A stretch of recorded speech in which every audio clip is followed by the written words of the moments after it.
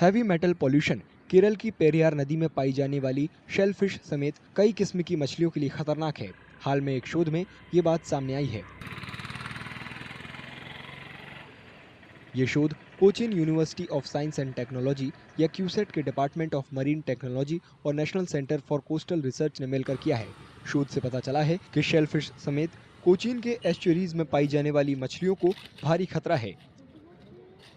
It is very sad to note that heavy metal contamination, heavy metal pollution is seriously affecting and causing serious harm and health hazards to the aquatic community, aquatic organisms. In addition, indirectly it is causing serious health issues to the public, to the large number of public also.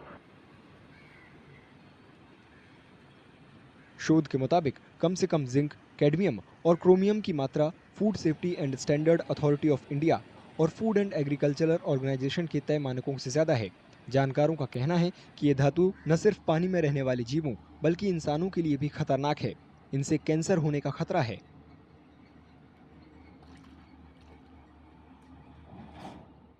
Ultimately, whatever contamination from heavy metal happening from human-related activities, industrial activity in the Elur-Adayar belt, then in the Kuzhikandam Toda related areas, Elur-Adayar region, all and in the Periyar and Cochin estuary, this is all adding to human and health issues.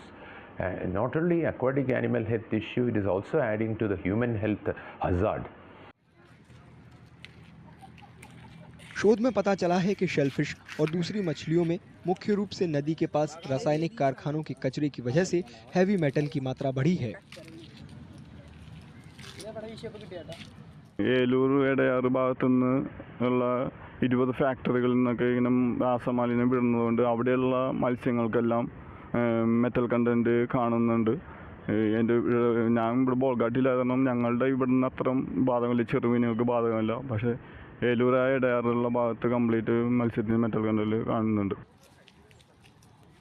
शोध में सरकार से न सिर्फ पानी में रहने वाले जीवों बल्कि इंसानों की सेहत का खतरा दूर करने के लिए फौरन कदम उठाने को कहा गया है।